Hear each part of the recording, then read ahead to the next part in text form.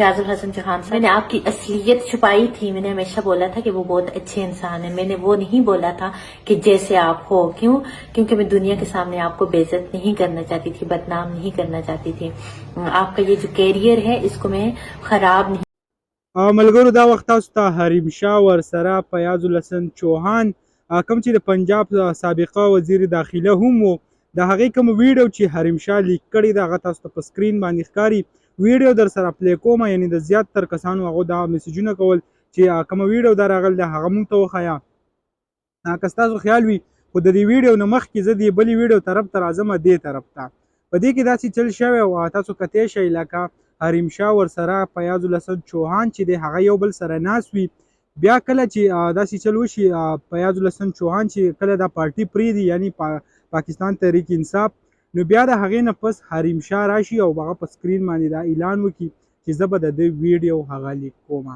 نو اخر کار چې کوم دی د هغې کومه ویډیو چې ده هغه میدان ته راله، نو زه تاسو ته هغه ویډیو اوس هغه پلی کومه. خیر په دې مخ باندې لږ سټیکر لګېدلی دی هغه سیټ کړئ. او کوم ویډیو چې ده هغه د فیاض الحسن چوهان ویډیو ده په سوشل میډیا باندې هغه شیر شوې ده. دین علاوه مختلف ګروپونو کې هم خلک شیر کوي. حریم شاه پرون که ستاسو خیال وي هغه لایو هم راغلی و، هغې یو اعلان هم کړی چې زه به ویډیو په ورځ دوو کې هغه ریلیز کومه د فیاض الحسن چوهان کومه ویډیو چې ده. نو نن کار اخر هغې د ویډیو هغه ریلیز کړه. که موږ وګورو پاکستان کې دا وخت د ویډیو کم موسم چې دی هغه روان دی، یعنی خلک مختلف قسم ویډیو د خلکو ریلیز کوي. که زیات تر حریم شاه ته موږ وګورو لکه د دې خو دا اوس وخت نه دی، د دې مخکې چې دې کوم حالات شروع کړي وو مخکې به چې د خلکو کومې ویډیو شیر کولې هغه که وزیر اعظم پورې لکه د دې دونه تعلق و چې هلته هغه هم تللی وه او هلته یې هم پکې ویډیو ریکارډ کړی وي او هغه شریک کړی وي.